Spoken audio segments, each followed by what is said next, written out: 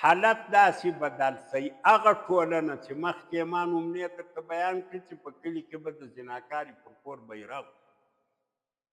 هغه ټولنه چې 10 کسه 20 کسه 15 کسه به د یوې ښځې ته راتلو زنا به یې ورسره کوله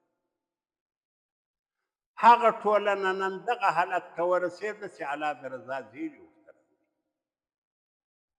الله دوی ته خبر ورکوي چې تاسې د جنت والا یاست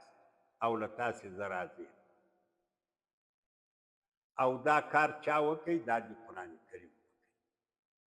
د قرآن کریم درس چې تطبیق شي د هغه تعلیمات تطبیق شو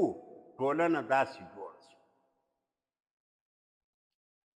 او هغه قرآن کریم چې صحابه یې دغې درجې ته رسولي دي چې الله د رضا زیري ورته راولي الله د جنت زیري ورته راولي هغه قرآن کریم نن موجود ده دا هغه قرآن کوم څه چې هلته د قرآن په وسیله سوي دي نن هم عین هغه قرآن دغه ذره تغیر نه ده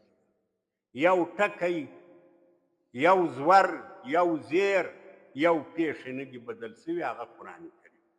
او د انسانیت قابلیت هم هغه قابلیت او دلته دغه خلکو چې پیغمبر علیه صلات وسلام د قرآن کریم په درس باندې وروزي دا خلکو له نبي علیه صلات وسلام وروسته اسلام ته توسعه ورکړه اسلام پراخ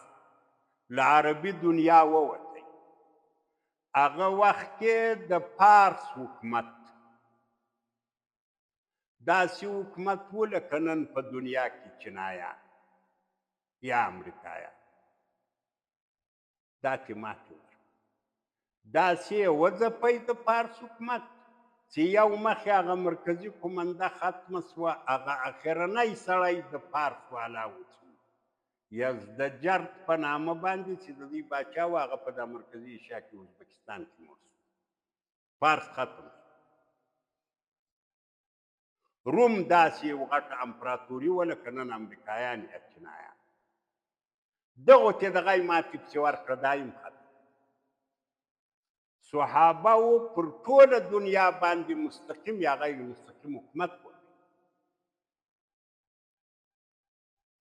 او په دغه صحابه و کې نه مکتب والا و نه پوهنتون والا و نه درس و تدریس والا و نه منطق ویلی و نه خلاص الحساب ویلی و نه اقلیدوس ویلی و هیڅ شی هم خالي د قرآن ویل خبره دونه پر مخ ولاړ د دنیا غټې امپراتورۍ ختمې روم له مابینه ولاړی پارس له مابینه ولاړی پر ټوله دنیا د صحابهو حکومت او د حکومت اصلي معیار څه شی